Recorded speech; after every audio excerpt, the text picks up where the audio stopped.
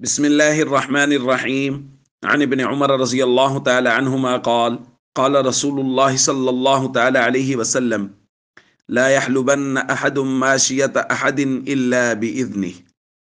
रवाहु मुस्लिम।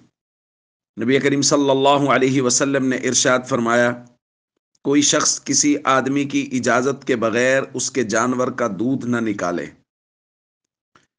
दोस्तों, हम बात कर रहे हैं कि किसी की चीज़ पर नाहक कब्ज़ा करना, वो चीज़ ज़मीन की शक्ल में हो, सवारी की शक्ल में हो, जानवर की शक्ल में हो।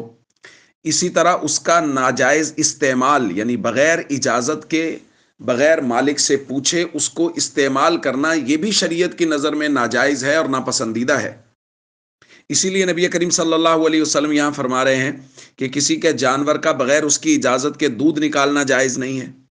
दूसरी रिवायत में नबी करीम सल्लल्लाहु अलैहि वसल्लम ने फरमाया, ला यहिल्लु मालु इम्रिइन इल्ला बितीब नफ्सिम मिन, किसी आदमी का माल बगैर उसकी रजामंदी के इस्तेमाल करना या लेना कतन हलाल और जायज़ नहीं है।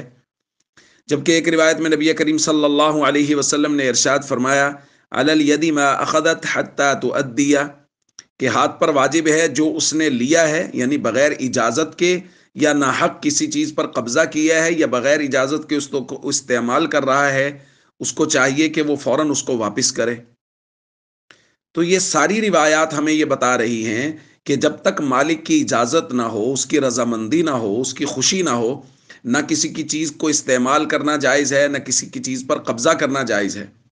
हमारे यहाँ जो लोग दूसरों की ज़मीनों पे कब्ज़ा कर लेते हैं, दूसरों के जानवरों पे कब्ज़ा कर लेते हैं, दूसरी की चीज़ों पे कब्ज़ा कर लेते हैं, या बसा औकात कोई आदमी किसी के घर में कोई चीज़ भूल गया, तो ये लोग अपने पास रख लेते हैं उस चीज़ को, बगैर इजाज़त के हाल उसको इस्तेमाल करते हैं, हालांकि ये कतन जायज़ नहीं है। इसी तरह बसा औकात किसी के घर में कोई बर्तन आ गए हैं, तो घर के लोगों को पता होता है ये बर्तन हमारे नहीं हैं, तो बस बगैर तहकीक व तफ्तीश के उसको इस्तेमाल कर रहे होते हैं।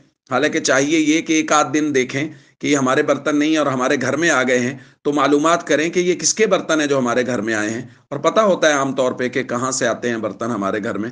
तो ये सारी चीज़ें उनको वापस करना लाजिम और ज़रूरी है, और हमें इन बातों का ख्याल करना चाहिए। अस्सलामु अलैकुम वरहमतुल्लाहि वबरकातुहू।